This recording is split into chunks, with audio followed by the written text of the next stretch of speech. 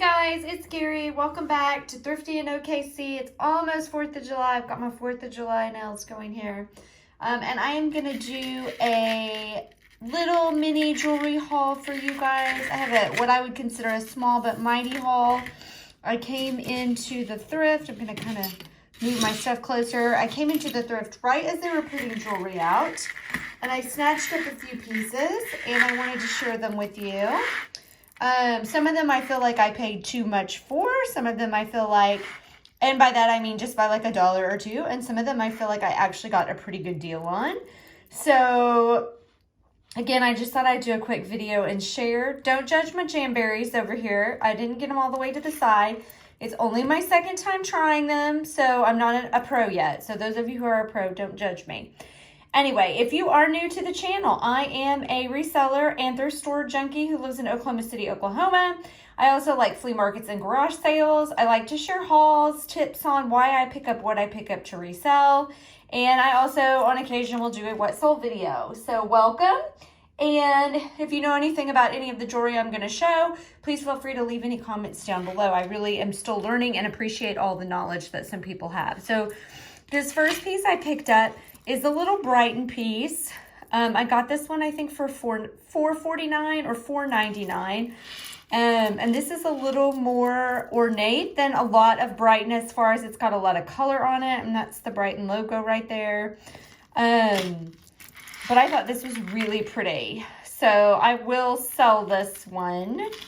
And I'll have to do a little research. But I'm guessing maybe around 50 or so. This was probably pretty high priced, and this one's in really nice condition. So that was one of the first things I picked up. This one, I love the Thunderbird. So this is just a little Thunderbird ring. It does have the copper mark on the inside. It is solid copper. And not going to make a mint on this one. I paid $3.49, but I still thought it was a pretty cool ring. Now this one I had hoped for some more for when I got it home. I thought it might be silver, even though it was not stamped on the inside, but it was not magnetic. However, when I tested it, it is not. There is a little mark in there, and I believe it is a 10. So it is a nice big size cocktail ring, which is, and I mean, it's a great ring. It's just not silver. Not, you know, obviously none of the stones are real. I don't even think that tested as glass. So it wasn't all that I had dreamt it would be. Can I get $3.49 back out of it if I resell it? I'm sure that I can, but you know, I would have loved for it to at least have been silver, just to make it a little bit better of a selling point. So then I also snatched up this J. Crew necklace. This was necklace price, I believe, was $4.99. And I love just these basic sparkle. I sell them a lot. I kind of put them out for brides, for a cheaper bridal jewelry. And I don't know if brides buy them or not, but I tend to sell them fairly quickly. So there's that little J. Crew hang tag. I do well with J. Crew, not all J. Crew, but this was so simple and classic and pretty. I could not resist it. So, and it had so much sparkle with these faceted stones. So I snatched that. Now these are some of my favorites. So this I did pay up a little bit for me.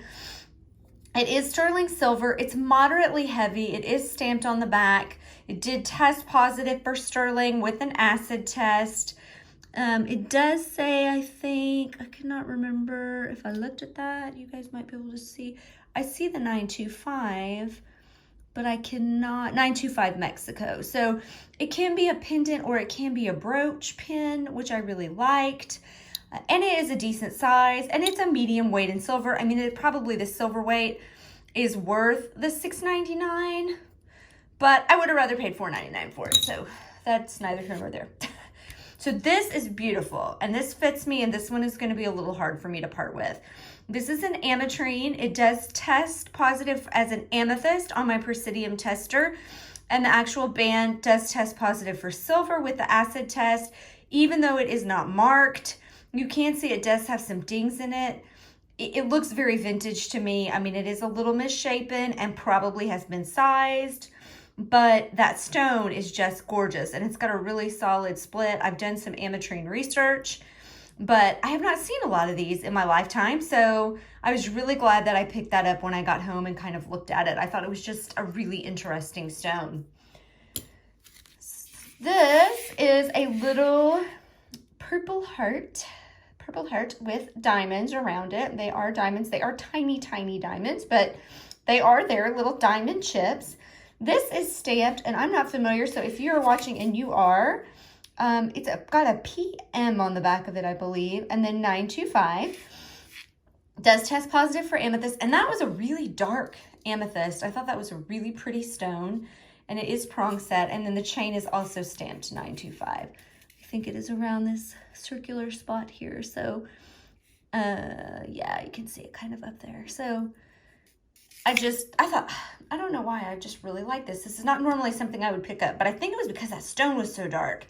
And I really liked that the stone was so dark. And I don't know if that decreases the value, increases, or doesn't make a difference one way or the other. I haven't done enough research on that. And like I said, I'm not familiar with the maker's mark, but it really is just a gorgeous stone. So that will go up probably on eBay. At some point I may have to wear it. And then this was my very, very favorite piece. So this is like a bolo tie, and it is, as you can see, large and in charge. It can be worn more as a choker because this will move all the way up, which I like it worn that way, or it can be a little less to make it a little more maybe like a bolo.